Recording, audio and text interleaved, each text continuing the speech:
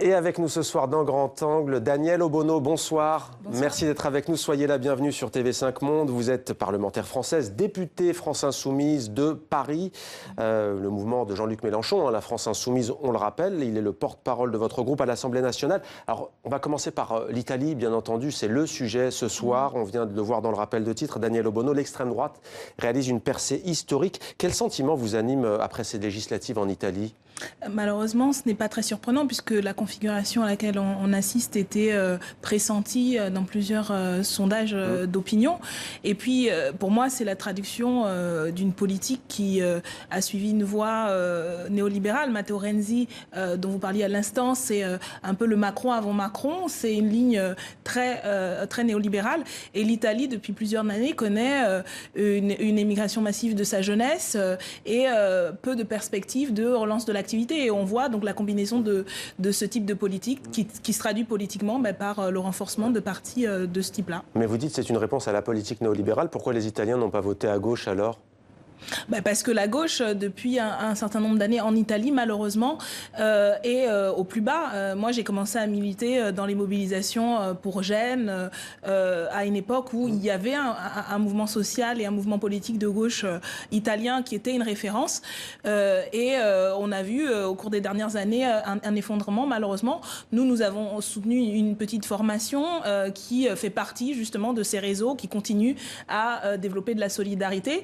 Et nous continuerons à développer nos relations avec toutes ces forces-là. Mais effectivement, c'est justement l'absence d'une perspective de gauche crédible qui fait aussi le jeu de l'extrême droite et puis le retour de Berlusconi. Alors, il y a une grande confusion en ce moment en Europe dans les courants politiques. On entend parler de populisme, de mouvement anti-système. Le spectre est large. On voit le mouvement 5 étoiles, dont certains des membres pourraient être proches de certains de votre parti, ce qui n'est pas le cas de tous, bien entendu. On pense notamment à la maire de Rome, qui est plus à droite, et à la maire de Turin, qui se rapprocherait peut-être plus d'un mouvement de gauche, on va dire. Ça vous dérange qu'il y ait une sorte de confusion entre tout cela Vous, par exemple, France Insoumise, vous définissez ce mouvement comment ? C'est un mouvement aujourd'hui qui a une orientation clairement à droite et avec des thématiques qui ne sont pas les nôtres. Il faut savoir que ça fait un certain nombre d'années et on va dire que l'émergence de ce mouvement-là traduit en même temps un ras-le-bol de la population face à un système politique exsangue au niveau italien. Donc ça traduit ce que nous on appelait le dégagisme, mais par une voie qui n'est pas la nôtre. Et comme je le disais, nous soutenions un groupement Potere il Popolo de gauche et de solidarité qui propose d'autres perspectives, justement parce que nous ne reconnaissons aucune affinité avec le mouvement 5 étoiles. Mais c'est vrai que ce que ça traduit, effectivement, c'est le discrédit total notamment du Parti démocrate italien, de Matteo Renzi, des politiques qui ont été menées. Et on voit d'ailleurs, on disait de démissionner. Exactement. Et donc c'est la sanction aujourd'hui qui est donnée face à la faillite de cette social-démocratie italienne. L'autre grand dossier dont on parle beaucoup aussi aujourd'hui en France, c'est bien entendu cette double attaque perpétrée vendredi au Burkina Faso. Emmanuel Macron a réaffirmé rapidement son soutien à ce pays d'Afrique francophone, au G5 Sahel aussi. Que faut-il selon vous pour que la paix revienne dans cette région ? Mais je pense que, tout d'abord, permettez-moi de dire aujourd'hui ma solidarité et celle de, bien sûr, la France Insoumise, au peuple burkinabé, aux personnes qui ont été victimes, blessées et à l'ensemble de ce pays. C'est pas la première attaque qui a eu lieu dans ce pays et dans la région. Et on voit bien que la commission des actes de terrorisme touche à travers le monde entier tous les peuples. Donc, avant tout, solidarité et... La question politique qu'il faut se poser, c'est comment on ouvre une autre voie qui permet de renforcer la sécurité physique des biens des personnes et puis la sécurité économique. Et on voit bien que des mouvements comme ceux qui sont à l'origine de ces attaques profitent aussi des faiblesses des États, des faiblesses au sein de la population. Et je pense que... Mais vous dites une autre voie, pardon de vous couper, une autre voie à laquelle ? À la seule force militaire ? Ah bah bien sûr, parce qu'on voit bien que la réponse, elle doit être de garantir la sécurité des personnes avant tout, et ça ne fait aucun doute. Mais il faut faire en sorte que les États dans ces régions soient en capacité, y compris d'offrir d'autres perspectives à leur population et de rendre marginal, voire inexistant ces mouvements-là, et de leur rendre incapable la commission de tels actes. Donc, je pense qu'il faut une politique globale et vous êtes d'accord qui quand la permette France de renforcer, intervient au Mali il y a quelques années pour éviter que des djihadistes ne prennent Bamako, et quand elle intervient aujourd'hui pour aider certains pays d'Afrique de l'Ouest à lutter contre le terrorisme, vous pensez qu'elle est dans son rôle?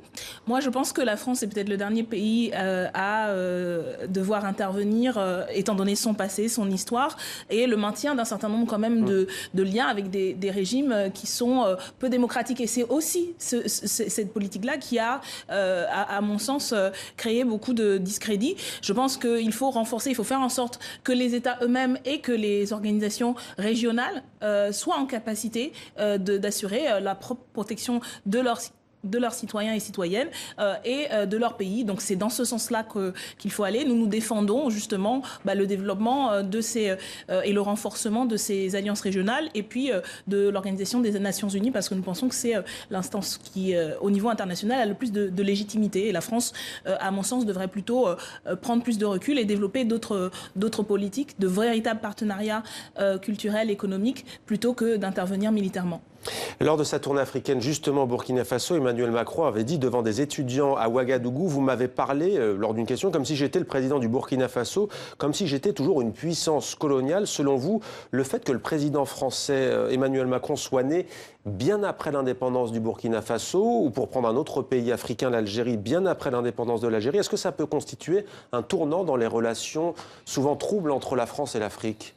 Je pense que ce n'est pas simplement une question de personne, parce qu'on peut être né bien après la colonisation et en même temps reproduire les mêmes comportements. Il s'agit avant tout de mettre un terme à un certain nombre de relations économiques, de relations militaires, de relations de suggestion qui continuent à être entre la France et un certain nombre de pays d'Afrique francophone qui faisaient partie de cet ancien empire. Et donc, quelle que soit la génération, ce n'est pas simplement un nouveau visage et un discours qui donne l'impression d'être nouveau. D'ailleurs, on a vu aussi dans d'autres discours du président Macron que les relents post-néocolonialistes étaient très forts quand il parle des femmes africaines, quand on retrouve quand même, malgré sa jeunesse entre guillemets, un reste de ce positionnement qui est contradictoire avec ce qu'il prétend par ailleurs. Donc c'est pas simplement les discours, mais les actes et concrètement, par exemple au niveau économique, quel est le rôle aujourd'hui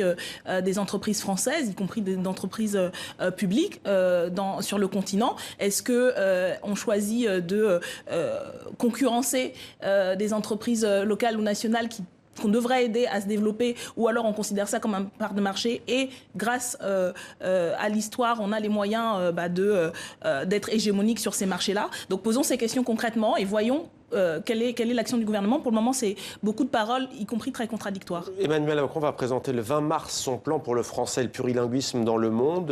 Vous en attendez quoi de son plan pour la francophonie? Écoutez, en règle générale, j'attends peu de ce gouvernement et de cette présidence.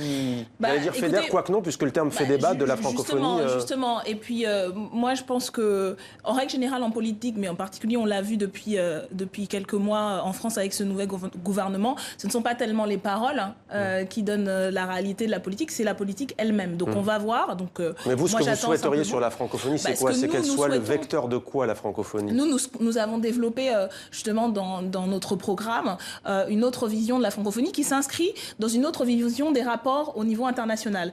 Parce que ce qu'on appelle la francophonie, on va dire le français dans le monde et l'utilisation de la langue française dans le monde, c'est un élément de politique culturelle, de politique internationale, de politique économique. Donc c'est un élément extrêmement politique. C'est un élément de ce qu'on appelle le rayonnement, mais on va dire de dynamisme culturel extrêmement fort. Donc pour nous, c'est un élément, on a parlé de construire une francophonie politique qui donne les moyens à cette langue qui est parlée sur tous les continents aujourd'hui, d'être véritablement un outil pour les personnes qui l'utilisent et aussi pour des pays comme la France, mais au même niveau que les autres, parce qu'aujourd'hui, le français est la langue, pas simplement de la France, mais d'autres pays. Et donc, ces pays et ces peuples ont un rôle à égalité à jouer dans une autre francophonie. Et nous sommes pour une autre vision. Je vous renvoie à ce qu'on a écrit là-dessus. On a des propositions, y compris pour créer des coopérations renforcées avec un certain nombre d'États. On voit que l'Organisation internationale de la francophonie s'est peut-être un peu dispersée sur des missions annexes, y compris avec des États avec lesquels on peut avoir des relations bilatérales, mais qui ne sont pas francophones. Donc, il y a besoin de recentrer cette politique-là et de l'adapter, y compris aux réalités des différents pays. La politique en France, législative partielle en Guyane, on attendait une victoire, non pas dès le premier tour, mais en tout cas qu'il vire en tête votre candidat de la France insoumise, Davy Rihman. Il n'en est rien, c'est Lénaïck Adam, qui était déjà arrivé en tête au premier tour en décembre dernier, qui caracole à nouveau en tête, 43% contre 35%. Jean-Luc Mélenchon, président du groupe FI à l'Assemblée nationale, avait fait campagne sur le terrain en Guyane. Vous êtes déçu, vous y étiez d'ailleurs aussi. Hein. Oui. Vous êtes déçu ? Ah ben non, je suis plutôt assez contente d'abord parce que l'équipe de campagne et Davy Rihman lui-même ainsi que Marie-France Naoussi ont fait une campagne extrêmement populaire, extrêmement dynamique. Il gagne 7 points et contre 12 points de plus pour son adversaire. Oui, et donc il y a une mobilisation. Je pense qu'il faut déjà se féliciter qu'il y a, malgré ce qu'on pouvait craindre dans ce type d'élection, quand même une certaine mobilisation citoyenne. Donc ça, c'est important. Et puis, le fait qu'on puisse doubler son score et qu'on ait une progression de ce type-là montre qu'il y a des marges de manœuvre. Donc, je ne doute pas que toute l'équipe et les candidats... Bah, oui, on est au deuxième tour, donc les perspectives restent celles de gagner et d'avoir un 18e député au groupe de la France insoumise. Davy Rihman, il y a toute sa place et on va tout faire d'ici et je pense là-bas pour qu'il y soit.